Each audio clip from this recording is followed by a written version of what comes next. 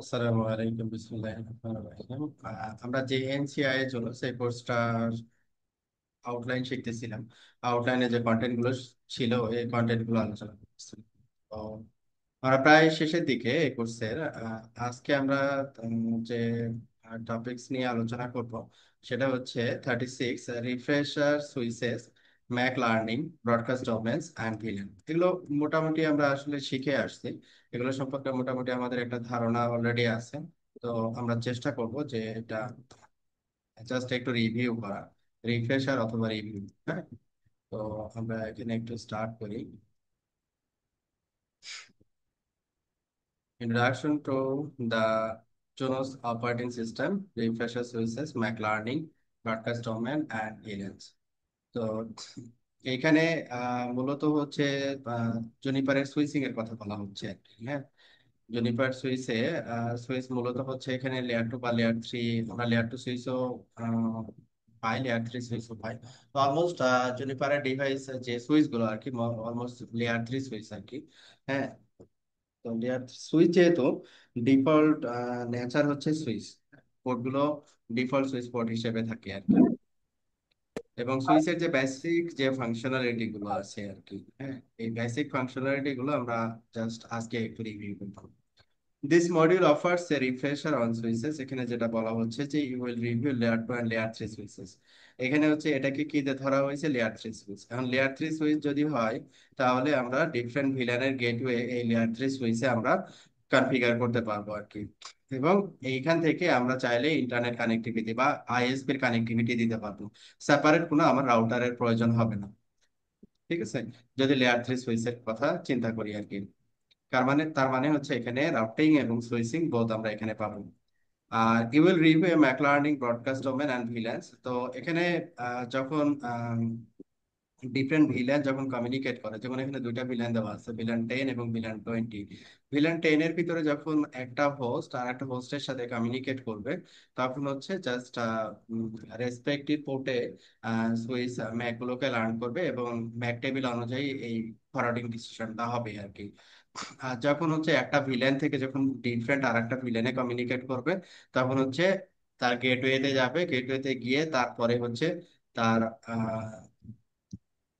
Different নেটওয়ার্কের connectivity check করবে, that means route table check করবে যে রাউট টেবিলে ওই ডেস্টিনেশনটা আছে কিনা। যদি থাকে তারপরে সুইচিং ডিসিশন গুলো কমপ্লিট হবে আর কি, যখন ডিফারেন্ট ভিলেন কমিউনিকেট করবে আর কি। এই হচ্ছে মূল কথা আর কি।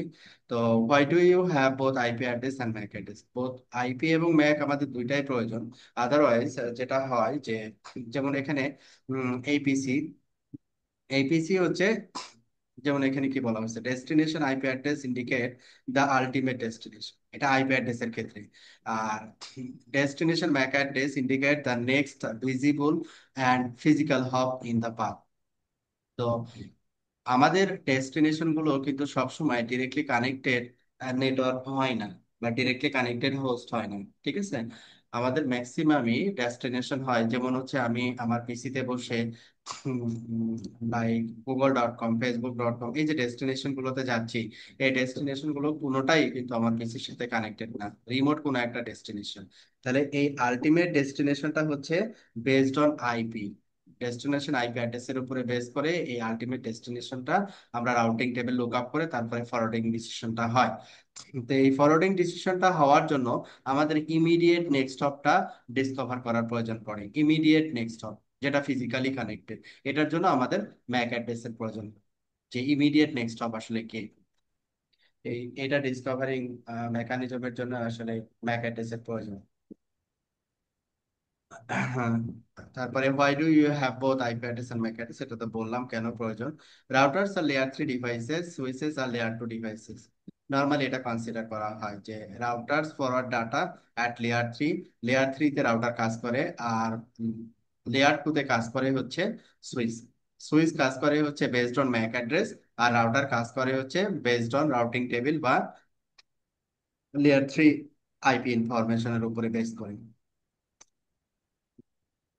এগুলো আমরা জানি। তো layer two switches and layer three switches, তো এখানে যেটা বলা হচ্ছে লেয়ার টু সুইচ, যদি আমি চিন্তা করি ডিফল্ট লেয়ার টু সুইচ, তাহলে আমরা নর্মালি যেটা করি ডিফারেন্ট ল্যান অথবা ডিফারেন্ট ভিল্যান, এই ভিল্যানের গেটওয়ে গুলো রাউটারে চলে যায়, যেটাকে আমরা বলি যে the router performs layer three IP lookups. রাউটারে গেটওয়ে গুলো চলে যাবে, অনেক সময় এটাকে আমরা রাউটার অন স্টিকও বলে থাকি আর কি। আবার যখন লেয়ার থ্রি সুইচ, আমরা যখন লেয়ার থ্রি সুইচ কনসিডার করি একটা সুইচকে as a layer three switch, তো সেই সুইচে আমরা ওই ভিলেনের গেটওয়ে গুলো ওই সুইচে কনফিগার করতে পারি, মানে একটা switch as both way operate করতে পারে, লেয়ার টু এবং layer three both way operate করতে পারে, তখন ওই সুইচটাকে আমরা এখানে বলতেছি লেয়ার থ্রি সুইচ। এটা হচ্ছে আমাদের লেয়ার টু, উপরে হচ্ছে রাউটার। এইটা ছিল হচ্ছে আমাদের their consideration. How do switches learn MAC address? তো নর্মালি একটা সুইচ কিভাবে ম্যাক অ্যাড্রেস রান করে, তো নর্মালি যখন একটা পোর্টে একটা পিসি কানেক্ট করা হয়, ওই পোর্ট থেকে সুইচের ওই পোর্ট থেকে ওই স্পেসিফিক যে হোস্ট বা পিসি, ওই পিসির একটা ফিজিক্যাল অ্যাড্রেস থাকে, ওই ফিজিক্যাল অ্যাড্রেসটা লেয়ার টু ব্রডকাস্টের সময় সে এই সুইচ বোর্ড ওই অ্যাড্রেসটাকে লার্ন করে 5 মিনিটের মতো ওই অ্যাড্রেসটা তার ম্যাক টেবিলে রেখে দেয়, যেটাকে আমরা বলি হচ্ছে লাইভ টাইম। হ্যাঁ, যেটাকে আমরা বলি হচ্ছে লাইভ টাইম, 5 মিনিটের জন্য রেখে দিবে। যদি কমিউনিকেশন হয় ওই হোস্ট এই হোস্টের সাথে, মনে করেন ডিফারেন্ট আর একটা হোস্টের কমিউনিকেশন হচ্ছে কন্টিনিউয়াস, ঠিক আছে, সেই ক্ষেত্রে আহ এই ডিফল্ট টাইমের তো আর ব্যাপার নাই, যেহেতু কন্টিনিউয়াসলি কমিউনিকেশন হচ্ছে, সেহেতু সবসময় এখানে থাকবে। আর যদি দেখা যাচ্ছে যে ফার্স্ট আজকে কমিউনিকেশন করছে, পরে একদিন পরে বা 2 ঘন্টা পরে কমিউনিকেট করতেছে, তখন সুইচ তার ম্যাক টেবিলটা ফ্লাশ করে দিবে আর কি, 5 মিনিট পরে ফ্লাশ করে দিবে। আবার যখন রিকোয়েস্ট যাবে তখন লেয়ার টু ব্রডকাস্ট করে ম্যাকটাকে আবার সে রিজলভ করে আবার ম্যাক টেবিলে পপুলেট করবে।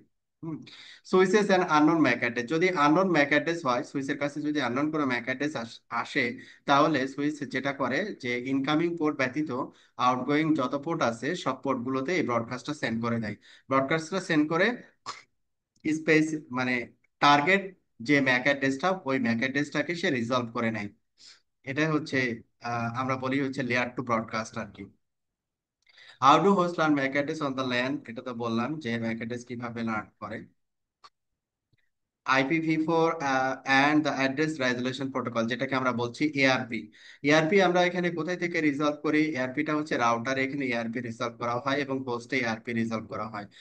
আর হচ্ছে কি যে আহ, আমার যে ম্যাক অ্যাড্রেস বা ফিজিক্যাল অ্যাড্রেস, এই ফিজিক্যাল অ্যাড্রেসের এগেনস্টে আমাদের লজিক্যাল অ্যাড্রেস বা আইপি অ্যাড্রেস কি, এই যে রিজলভিং এর যে প্রসেস, লেয়ার টু এবং লেয়ার থ্রি রিজলভিং এর যে প্রসেস, এই প্রসেসটাকে আমরা আর বা অ্যাড্রেস রেজলিউশন প্রোটোকল বলি।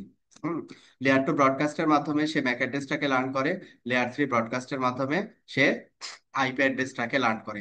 এখানে কিভাবে মেকানিজমটা হয়, মেকানিজমটা হচ্ছে লেয়ার টু ব্রডকাস্টের ক্ষেত্রে সবগুলো এফএফ এটা দিয়ে সে ব্রডকাস্ট করে, আর এটা দিয়ে যদি ব্রডকাস্ট করে সুইচ ইনকামিং পোর্ট ব্যতীত সবগুলো পোর্টে সে মানে অটোমেটিক্যালি চলে যেতে পারে আর কি। আর লেয়ার থ্রি ব্রডকাস্ট হচ্ছে একটা সাবনেটের যে ব্রডকাস্ট আইপি থাকে একটা, ওই ব্রডকাস্ট আইপিটা হচ্ছে লেয়ার থ্রি ব্রডকাস্টের জন্য কাজ করে। যখন লেয়ার থ্রি ব্রডকাস্ট হয়, ওই ব্রডকাস্ট আইপিটা হচ্ছে ওই টার্গেটেড ডেস্টিনেশনের আইপি অ্যাড্রেসটাকে রিজলভ করে নিয়ে আসে। এরপরে হচ্ছে এখানে যেটা আছে সেটা হচ্ছে মাল্টিকাস্ট। মাল্টিকাস্টের ক্ষেত্রে যেটা হয় যে মাল্টিকাস্টের ক্ষেত্রে ইউনিকাস্টের মতো ব্যাপারটা হয় না। মাল্টিকাস্টে যেটা হয় যে আমরা একটা প্যাকেট আমি সেন্ড করলাম ওই ওই গ্রুপে বা ওই মাল্টিকাস্ট আইপিতে, অন্য কোনো রিসিভার যদি কানেক্ট হতে চায়, তাহলে গ্রুপ ওয়াইজ কানেক্ট করে বা গ্রুপ ওয়াইজ কমিউনিকেট করে। এখানে মাল্টিকাস্টের গ্রুপ বলতে বোঝানো হয় মাল্টিকাস্টের একটা সিঙ্গেল আইপি অ্যাড্রেস। মনে করেন একটা টিভি চ্যানেল, একটা মাল্টিকাস্ট আইপি, তো এই টিভি চ্যানেলের সাথে যখন একটা রিসিভার, দ্যাট মিনস একটা টিভি স্টেশন যখন কমিউনিকেট করে, তখন একটা ল্যানে যদি 4 জন বা 10 জন বা 100 জন একই টিভি চ্যানেল দেখে, সে এই রাউটার থেকে জাস্ট হচ্ছে আইজিএমপি প্রোটোকলের মাধ্যমে এই গ্রুপ মেসেজ গুলো কিভাবে মেনটেন করতে হবে, আইজিএমপি এটাকে মেনটেন করে দেয়, এবং পরবর্তী রাউটার পিন প্রোটোকলের মাধ্যমে, প্রোটোকল ইন্ডিপেন্ডেন্ট মাল্টিকাস্ট, এই প্রোটোকলের মাধ্যমে মাল্টিকাস্ট রাউটিংটা কমপ্লিট করে এবং এটা সোর্সে যা বা আমার হচ্ছে যে গেমিং বা স্ট্রিমিং সার্ভারে যাওয়ার জন্য এই রাউটিং টেবিল ফলো করে আর কি। এটাই হচ্ছে মাল্টিকাস্টের মূল থিম আর কি। IPv6 and neighbour Discovery protocol, যেহেতু IPv6 এ কোনো ব্রডকাস্ট নাই, IPv6 এ অ্যাড্রেসের টাইপ হচ্ছে ইউনিকাস্ট, মাল্টিকাস্ট আর হচ্ছে অ্যানিকাস্ট। ঠিক আছে?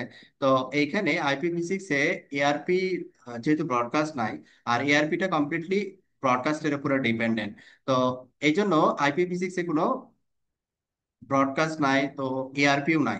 এখানে নেইবার ডিসকভারিং এর জন্য IPv6 ডিফারেন্ট মেথড ব্যবহার করে, যে নেইবার ডিসকভারি প্রোটোকল, যেটাকে আমরা বলি হচ্ছে এনডিপি। আর একটা প্রোটোকল ব্যবহার করে that duplicate address detection, duplicate address detection.